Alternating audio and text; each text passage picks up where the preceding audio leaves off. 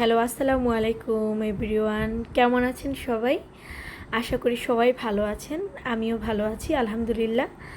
আজকে আমি আপনাদেরকে দেখাবো চিংড়ি মাছের ভুনা কিভাবে আমি বানালাম আজকে। সো গাইস, আমি আজকে গলদা চিংড়ি নিয়েছি এখানে হাফ কিলো। সো এটা আমি পেঁয়াজ অ্যান্ড রসুন একসাথে আমি থেতো করে নিয়েছিলাম, একদম ব্লেন্ড না, জাস্ট একটু থেতো করে নিয়েছি। অ্যান্ড এটার সাথে অ্যাড করেছিলাম জিরা, তারপরে হচ্ছে একটু মরিচ, 1 টেবিল চামচ মরিচ, অ্যান্ড হাফ চা চামচ হলুদ অ্যান্ড লবণ। আর কিছু না গাইস, জাস্ট এটা আমি একটু পানি দিয়ে সব কিছু দিয়ে একসাথে কষিয়ে নিচ্ছি গাইস। আমি চিংড়িগুলো ভাজিনি, আজকে চিংড়িগুলো ভাজবো না, বিকজ আমি ভুনা যেহেতু করতেছি, সো আমার ফ্রাই করার কোনো প্রয়োজন নাই। সো আমি এটা ভালো করে কষিয়ে নিব। আপনারা দেখতেই পাচ্ছেন গাইস, পেঁয়াজগুলো এখনও আস্ত আস্ত দেখা যাচ্ছে, লাইক একটু থেতো করে নিয়েছি যাতে একটু শক্ত ভাবটা চলে যায়। আপনারা চাইলে এটা ব্লেন্ড করে নিতে পারেন, আপনারা চাইলে আবার কুচি করেও দিতে পারেন পেস্টটা, বাট আমি পেঁয়াজ রসুন দুইটাই একসাথে অ্যাড করে থেতো করে নিয়েছি। অ্যান্ড এটার সাথে জাস্ট একটু হলুদ, একটু মরিচ অ্যান্ড ধনিয়ার গুঁড়া আর লবণ, জাস্ট অল্প পানি দিয়ে কষিয়ে নিচ্ছি ভালো করে।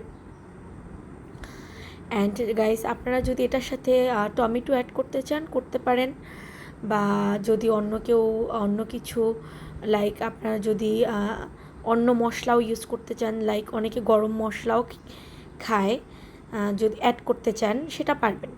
সো গাইস, আমার চিংড়ি মাছ অলমোস্ট কষানো শেষ। সো চিংড়ি মাছের সাথে আমি আর একটা সবজি করেছি, সবজিটা কি সেটা আপনাদের দেখাচ্ছি এখন। গাইস, আমি কিছু চিংড়ি ভুনা উঠিয়ে নিয়েছিলাম, অ্যান্ড সেম কড়াইতে আমি অল্প কিছু চিংড়ি দিয়ে পাঁচমিশালি কিছু সবজি কেটে নিয়েছিলাম, লাইক মিক্স সবজি যেটাকে বলা হয়, মূলো, বেগুন, তারপরে হচ্ছে আলু দিয়েছি, একটা পটল দিয়েছি, মানে মিক্স, আমার যেটা ভালো লাগে আমি ওইভাবে নিয়েছি। আপনারা আপনাদের পছন্দ মতো নিতে পারেন, আপনারা যে যেটা খান। সো আপনারা যদি মিষ্টি কুমড়া বা অন্য সবজিগুলোও ইউজ করতে চান করতে পারেন। সো গাইস, আমার চিংড়ি অলমোস্ট হয়ে গিয়েছে দেখেন আপনারা, অ্যান্ড আমার সবজিটাও হয়ে গিয়েছে। সো আমি দুইটাই দেখালাম গাইস, একদম ইজি প্রসেস, একদম শর্টকাট। সো আমি আজকে একটু বিজি ছিলাম, তো আমি শর্টকাট করে যেটা বাসায় ছিল ওইটা থেকেই রান্না করে ফেললাম। গাইস দেখেন, আমার চিংড়িটার কালারটা অনেক সুন্দর আসছে, অলমোস্ট আমার চিংড়িটা হয়ে গিয়েছে, আপনারা দেখতেই পাচ্ছেন। আমি একদম যে পানিটা দিয়েছিলাম ওই পানিটা একদম শুকিয়ে ফেলেছি, দেখেন গাইস, একদম পানিটা শুকিয়ে একদম কমিয়ে ফেলেছি। সো আসলে এরকম করে চিংড়ি বোনাটা করলে মজা লাগে, মানে গরম ভাতের সাথে এরকম চিংড়ি বোনা অনেক মজা গাইস। সো আপনারাও বাসায় ট্রাই করতে পারেন, আই হোপ আপনাদের সবারই ভালো লাগবে। আর এটা একদম আমি কিচ্ছুই দেইনি এটার গাইস, একদম জাস্ট পেঁয়াজ রসুন, হলুদ মরিচ, পানি, দ্যাটস ইট, আর কিচ্ছু না।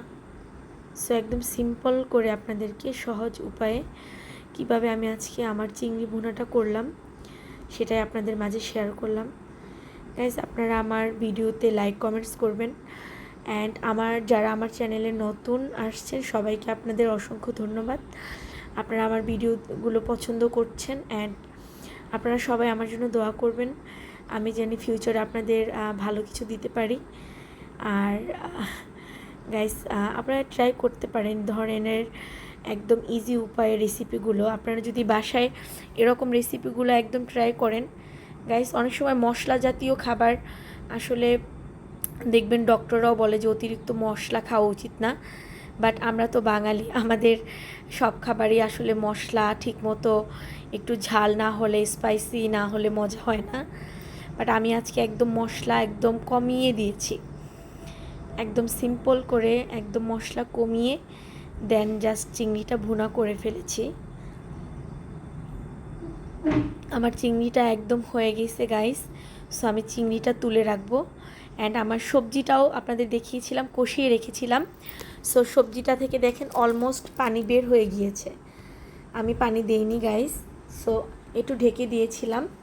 সো দেখেন সবজি থেকে পানি অলরেডি বের হয়ে গিয়েছে। তো আমি আর এখানে পানি অ্যাড করব না কোনো রকম, বিকজ একদম সবজিতে আসলে বেশি পানি দেওয়ার প্রয়োজন হয় না।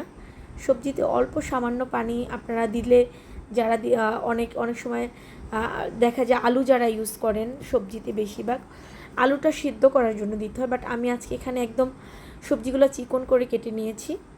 সো আমি আর এখানে পানি টানি কিছু ইউজ করব না। আমার তরকারি অলরেডি হয়ে গিয়েছে গাইস, অ্যান্ড চিংড়িটাও হয়ে গিয়েছে। সো আমার রান্নাটা তো আপনারা দেখলেন কেমন হয়েছে। আমার সাথে থাকবেন আমার চ্যানেলে guys. Thank you so much.